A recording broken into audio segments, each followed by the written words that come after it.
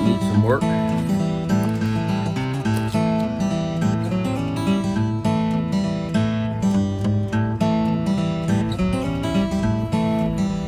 The shingles are here. I should be back on the roof soon.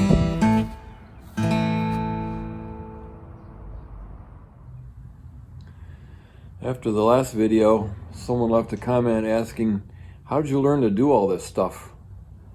And I told them, well, I started building when I was 10 years old, building tree houses. And I built a new tree house every summer in a different tree until I was like 16 and got my driver's license. And then, of course, there were other things I was interested in. My first tree house was in a crabapple tree. And that tree house had 4 walls and a floor and a shingled roof, front door and a back door and a deck in the back, where my brothers and I would sit and dangle our feet over the edge. That's pretty dangerous. Look how that chimney is leaning out from the wall up there.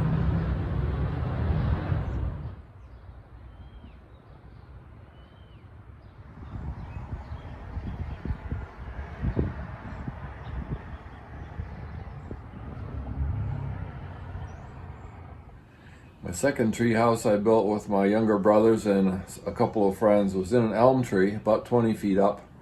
Nothing fancy, but it did have a bathroom, sort of.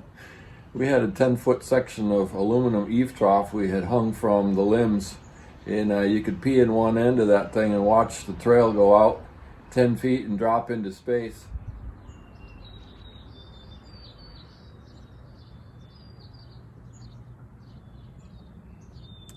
All set up to start tearing off the right rear quadrant of the roof.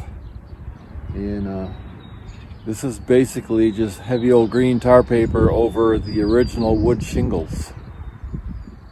Should be fun.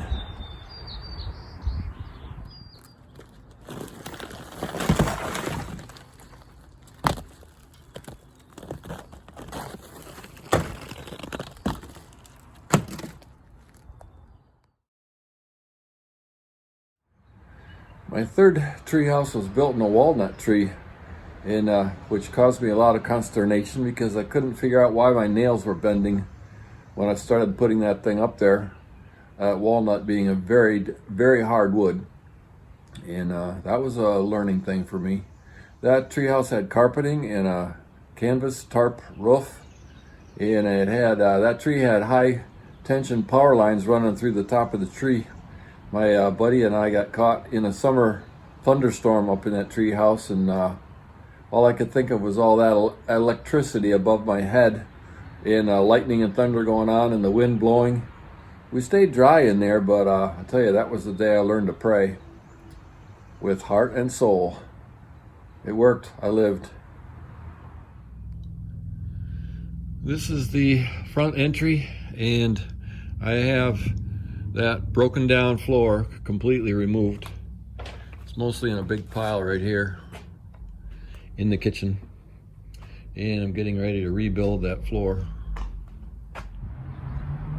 This house must have been a triplex at one time. You get 3 gas lines coming in.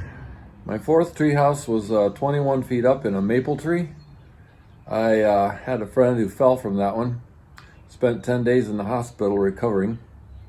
The insurance agent came out and showed up in our backyard one day and asked me to take the tree house down, which I did, and carried the lumber over to a vacant lot next door and built another tree house in another tree. That didn't help me much with building codes and conventional building systems and all that kind of stuff. What it did help me with was improvising, because you take what you're given, which is a tree that has a certain configuration, layout as it were, and then you take your materials, which are just cast off stuff, and you have to create something, you know, with what you're given. With an old house, you have a similar scenario where you take what you're given, which is the layout and the condition of the house, and then you take, you know, conventional methods and you improvise, you adapt. So some of the materials are hard to find anymore because things have changed. This house is what's called balloon construction, which means the studs go all the way up through the second floor to the roof to support the roof. And we don't build that way anymore. We build what's called platform construction, where you build a deck, then walls, then build the second floor deck, then walls. And it's much different.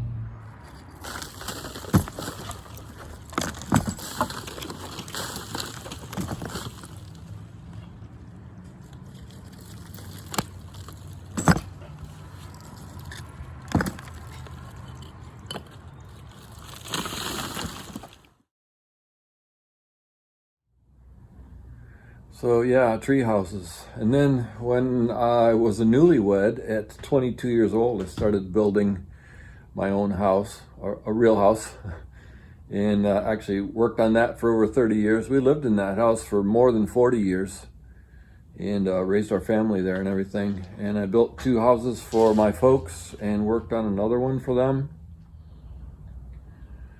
Then, after 27 years in public school teaching, I took advantage of an early buyout to basically retire from that, but really it was a job change, and started a log home construction business and had a mobile crew that would go around the state and build new log homes for people. So that was a unique building scenario. There's a nest of robins in the old porch light hole right now.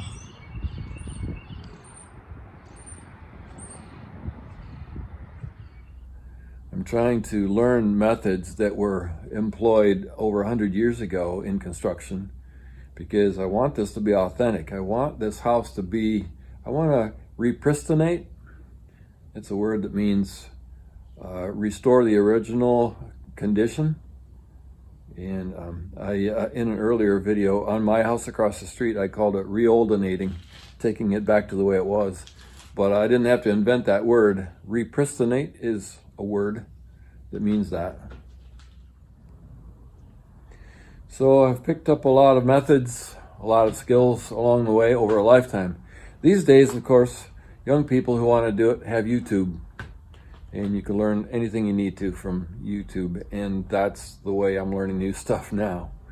Because like, it's been 15 years since I did a roof job. And so I was using tar paper the last time I did a roof job. And now they're using synthetic material instead of tar paper. So I'm still learning. I'm an old dog learning new tricks. It's been said that experience is the greatest teacher. I don't know. I used to say, everything I know I learned on Jeopardy. But now I've changed that. Everything I know that's new, I've learned on YouTube. Originally, 2x4s were 2 inches by 4 inches.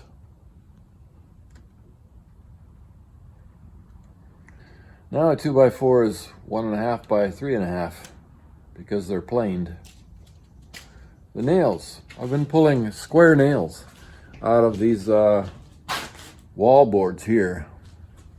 I have a collection already. I don't know what for, but a whole pile of square nails.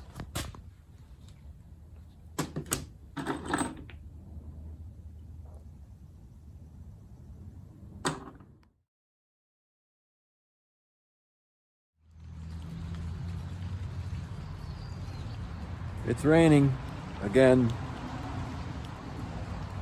And last week it was hot for a long time.